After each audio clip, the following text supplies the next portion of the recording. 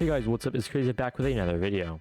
Apologies not posting recently, but I finally have the video you guys have been asking for. Here's how to make multiplayer with an infinite amount of players. Now ultimately you might be capped due to Scratch's servers, but you should be able to at least get 100 or more people in this. And I have tested this and this one worked. I've tried to make sure there's no bugs in it, so yeah. Anyways guys, let's jump straight into the tutorial. First things first, let's create a variable called player ID. This will hold our ID and allow us to identify who's sending which data. With that, I also want to create another variable called players and make sure this is a list, not a variable. This will store all players that have joined our game and also handle deleting players from this list as well. But first things first, we need to handle setting our player ID. So each player needs to have their own individual different ID. So let's go one green flag clicked and we're going to set player ID to, and we're going to grab the pick random block. And make sure to copy these values value for value. We're going to set the first one to 10,000 and then the second value to 99,999. The reason we use these two values is it gives us 89,999 different values or player IDs that we can use while keeping them always at 5 digits so we can easily access it from our data. Next, let's going to delete all of our players lists and then we're going to wait 1 second. This will give us some time to detect players and stuff like that. Then we're going to grab a forever block and now we need to create a custom block. This custom block will allow us to easily grab the player ID in other data packets or data chunks from our data that we get sent. So I'm going to create a new block here and I personally call it get data on index. Run without screen refresh and add 2 inputs. Now run without screen refresh isn't required, but I just turned it on. Next, make the first input called index and the second input called length. The index is where we'll start looking for the value and the length is how many letters it needs to combine.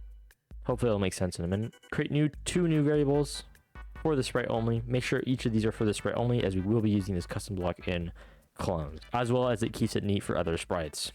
So create a new variable called value for the sprite only, and another variable called I for the sprite only. And we also need to create our data variable, which is basically a cloud variable that will store all data. So create a new variable, cloud variable, and make sure to call it data. Next, we need to set our value variable and our I variable. Value needs to be set to literally nothing, so make sure to remove all numbers. It cannot be 0 or else it'll break stuff. And then we need to set our I to 1. Then we need to repeat by length. And then we need to set our value.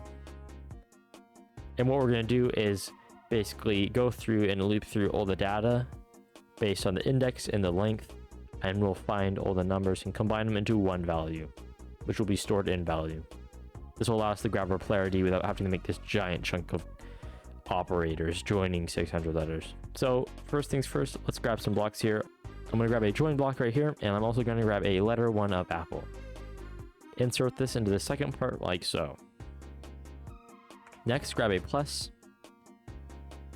as well as a subtraction, and insert them like so. So basically we add something. Oh, my bad. Like so. So we add with the subtracted value like so.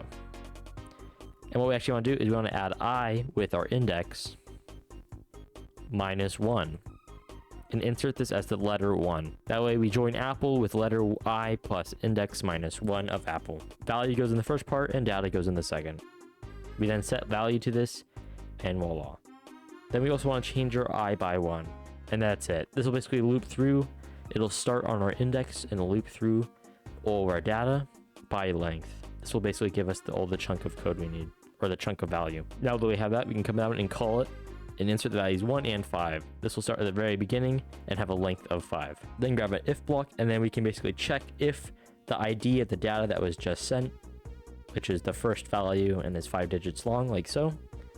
We'll check if it's us or a player that we haven't added to our players list, and if so, then we'll add them to our players list. So grab an and block and a not block, which is right here. And first we want to check if players contains this value. So check if not players contains value.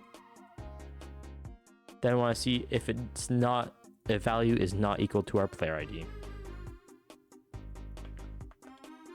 So basically we want to make sure that we aren't the ones that sent this, like so.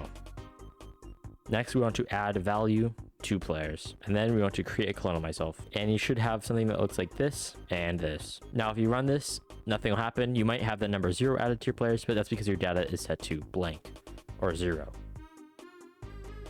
But when you launch the game, it won't actually look like this, and that's why we have to wait 1 second, is to allow for people to send some data. Next, let's code some simple movement in sending our data. The movement is pretty simple. You can do whatever kind of movement you want. I'm just going to do a simple change x by and change y by. So here's my simple movement script. All it does is take our key inputs, subtract them by each other, and multiply by a value of 5, which is going to be my speed.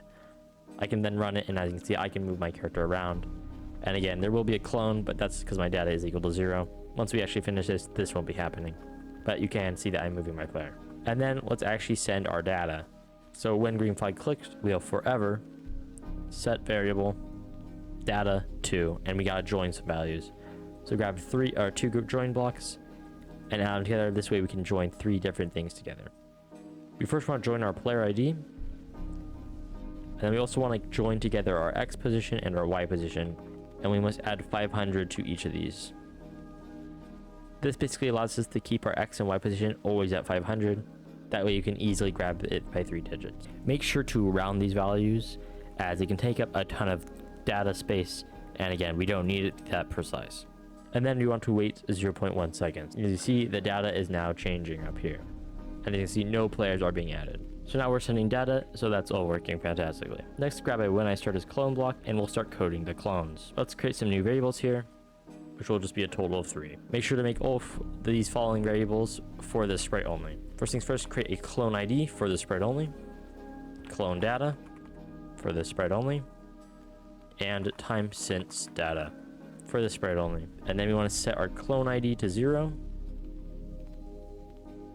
as well as set our time since data to days since 2000, and we want to multiply this value to turn it into seconds. This just gives us a solid method of checking how long it's been since we sent data, and if this value is greater than whatever we want, then we'll basically delete this player, ultimately saying that they're not sending data anymore, so they must not be in the game. We also want to set our clone ID to the length, the newest added item of this list. So we're going to set clone ID to item 1 of players, but instead of 1, it'll be length of players. And being that we call this create clone function right after we add the new player to our players list, ultimately setting this clone ID to the new player's ID. And then we'll make this clone go to 0, 0. I like doing this because it gives us a visually difference to show that our sprite or scratch cat went to the middle, must meaning that he was ultimately created. Again, this is not required. Next, in this forever, we're going to set our clone data to data. We ultimately store our data inside of this clone data variable. That way, if the data changes while we're running some code here as a clone, we can still use the data that we were just processing. This just means that players can't override your data as you're using it. We then want to use our custom block again to grab the player ID of this recently sent data. Then we want to grab an if then else, and then we want to check if our clone ID is equal to the value. Like so. So if it's true, then we want to grab a set time since data and set it to the current seconds. And then we also want to glide it to a position afterwards. I personally like setting this to 0.05, but you can choose whatever. But do know this will add another delay on top of the delay of sending data. But I find that this makes it look smoother than just glitching everywhere. Okay, next we need to make a relatively big line of code. So here we go. Grab 2 joins, allowing us to join 3 different values, and grab 3 different letters of. Then insert clone data into all of these. And then insert all of these into here, ultimately joining letter 1 of clone data with letter 1 of clone data with letter 1 of clone data. And then change this from letter 1 to 6, 7, and 8. And then we want to subtract 500, like so. This will allow us to grab the X position from the clone data, or the data that was just sent. Duplicate this, and we'll change these variables to 9, 10, and 11. Which will give us our Y. So make sure to insert the 6, 7, and 8 into the X position, and the 9, 10, and 11 to the Y position. Inside of this else statement though, which will basically mean if this recently sent data is not this clone's data, we'll then check if we haven't been setting data for too long. So we'll check if days since blah blah blah, ultimately the seconds, is greater than, and we want to see if it's greater than time since data plus the time period you want to wait to see if a player hasn't sent data. But I'm going to set mine to 6. Then insert this right here, and voila. So basically we see if the current seconds is greater of the time since data. So this again handles players leaving. Next we want to delete an item from our players variable, which will be our item hashtag of, and this will ultimately be item clone ID, and we want to delete that. And then of course we must delete this clone.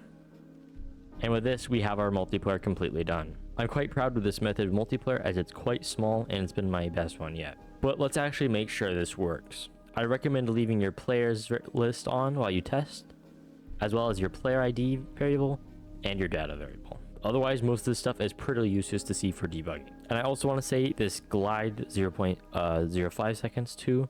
Again, if it looks more jittery or more laggy, you can change this to whatever you want.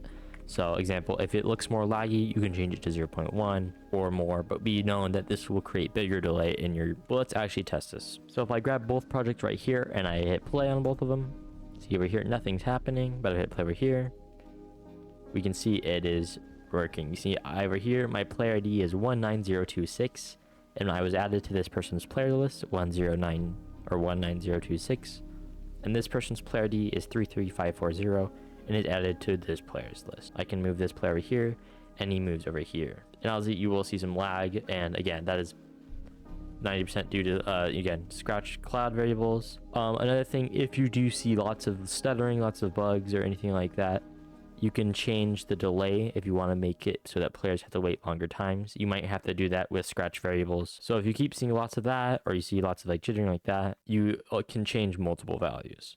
Some of those values being this wait seconds right here.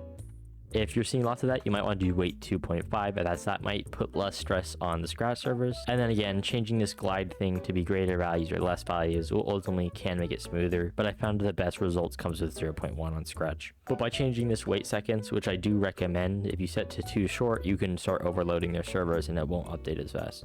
So again, maybe doing a higher value like 0.25 is the better idea. Now there's definitely some more stuff that we could do to make it even more smooth without wasting tons of time with this glide 0.1 seconds. But that'd take quite a while to cover in this video. So if you guys want to see that, let me know down in the description below. If you guys found this video helpful, please consider subscribing. It means a lot to me and helps me out a ton. Or at the least, liking this video will push it out to other people. That way, everybody can start making multiplayer games in Scrap. Anyways, I hope you guys enjoyed this video, and I'll see you guys in the next one.